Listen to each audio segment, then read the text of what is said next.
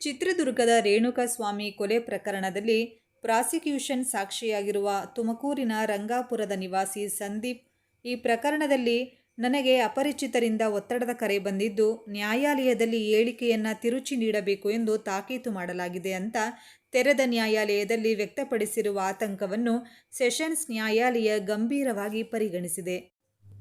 Durga bar and ರೆಸ್ಟೋರೆಂಟ್ನ cashier Sandeep ಅವರನ್ನು ನಗರದ 58ನೇ ಹೆಚ್ಚುವರಿ ಸಿಟಿ ಸಿವಿಲ್ ಮತ್ತು ಸೆಷನ್ಸ್ ಕೋರ್ಟ್ ನ್ಯಾಯಾಧೀಶೆ ಸುಜಾತ ಎಂ ಸಾಂಬ್ರಾಣಿ ಮಂಗಳವಾರ ಮುಖ್ಯ ಸಾಕ್ಷಿಯನ್ನು ವಿಚಾರಣೆಗೆ ಒಳಪಡಿಸಲು ವಿಶೇಷ ಪ್ರಾಸಿಕ್ಯೂಟರ್ ಪಿ ಪ್ರಸನ್ನಕುಮಾರ್ ಅವರಿಗೆ ಅನುಮತಿಯನ್ನು ನೀಡಿದ್ದರು.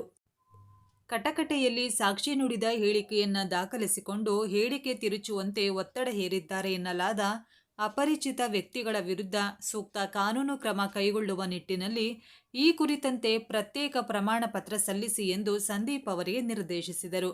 ಕೆಲವು ವ್ಯಕ್ತಿಗಳು ಆಕರ್ಷ್ ಎಂಬ ಪರಿಚಿತ ವ್ಯಕ್ತಿಯ ಮುಖಾಂತರ ದೂರವಾಣಿಯಲ್ಲಿ ಸಂದೀಪ್ ಅವರನ್ನು ಮಾತನಾಡಿಸಿದ್ದಾರೆ ಮತ್ತು ಈ ಪ್ರಕರಣದಲ್ಲಿ ಸಾಕ್ಷಿ ಹೇಳಿಕೆ ನೀಡುವುದಕ್ಕೆ ಸಂಬಂಧಿಸಿದ ಮಾಹಿತಿಯನ್ನು ಕೇಳಿದ್ದಾರೆ. ಅವರು ಹೇಳಿದಂತೆ ಹೇಳಿಕೆ ನೀಡುವಂತೆ ಕೇಳಿಕೊಂಡಿದ್ದಾರೆ. ಸಾಕ್ಷಿಯ ಈ ಹೇಳಿಕೆಯನ್ನು ಗಮನಿಸಿದಾಗ ಅಪರಿಚಿತ ವ್ಯಕ್ತಿಯ ಮೂಲಕ ಸಾಕ್ಷಿಯ ಹೇಳಿಕೆಯನ್ನು ತಿರುಚಲು ಪ್ರಯತ್ನಿಸಿದ್ದಾರೆ ಎಂಬುದು ಕಂಡುಬರುತ್ತದೆ ಅಂತ ಆದೇಶದಲ್ಲಿ ಉಲ್ಲೇಖಿಸಿದರು.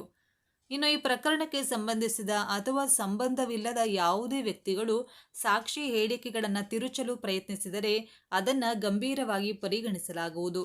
ಸಾಕ್ಷಿ ಸಂದೀಪ್ ಅವರಿಗೆ ವಿಚಾರಣೆಯುದ್ದಕ್ಕೂ ಅಗತ್ಯ ರಕ್ಷಣೆ ಒದಗಿಸಲು ನಿರ್ದೇಶನ ನೀಡಲಾಗಿದೆ ಅಂತ ಆದೇಶಿಸಿದರು. ಕಳೆದ ವಾರ ನನ್ನ ಮುಖ್ಯ ಸಾಕ್ಷಿ ವಿಚಾರಣೆ ನಡೆಯಬೇಕಾಗಿತ್ತು.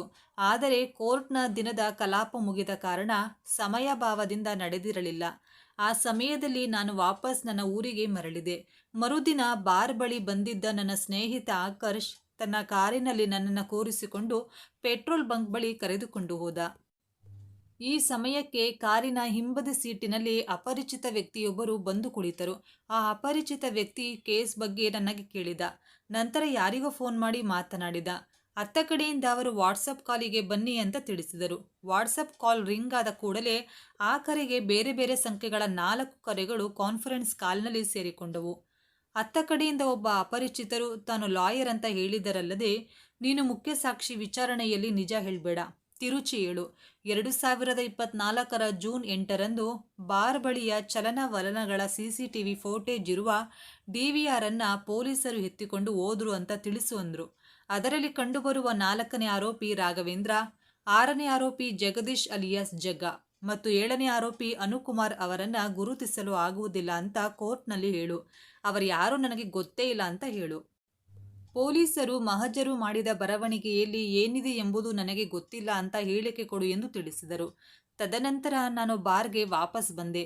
ಈ ಘಟನೆಯ ನಂತರ ನನ್ನ ಬಾರಿನಲ್ಲಿ ಕೆಲವು ಅಪರಿಚಿತರು ಟಳಾಯಿಸುತ್ತಿರುವುದು ನನಗೆ ಗೋಚರವಾಗಿದೆ.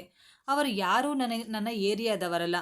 ಅವರೆಲ್ಲ ಅನುಮಾನಾಸ್ಪದವಾಗಿ ಓಡಾಡುತ್ತಿರುತ್ತಾರೆ. ಇದರಿಂದ ನನಗೆ ಅತೀವ್ರ ಭಯ ಉಂಟಾಗಿದೆ. ಈ ಭಾಗಶಃ ಹೇಳಿಕೆಯನ್ನು ದಾಖಲಿಸಿಕೊಂಡ ನ್ಯಾಯಾಧೀಶರು, ನೀನು ಭಯಪಡುವ ಅವಶ್ಯಕತೆ ಇಲ್ಲ, ನಿನಗೆ ರಕ್ಷಣೆ ಕೊಡಲಾಗುವುದು, ನಿನಗೆ ಗೊತ್ತಿರುವ ನಿಜ ಸಂಗತಿ ಏನು ಎಂಬುದನ್ನು ಕೋರ್ಟ್ಗೆ ತಿಳಿಸು ಎಂದು ಮೌಖಿಕವಾಗಿ ನಿರ್ದೇಶಿಸಿದರು. ವಿಚಾರಣೆಯನ್ನು ಬುಧವಾರಕ್ಕೆ ಮುಂದೂಡಲಾಗಿದೆ.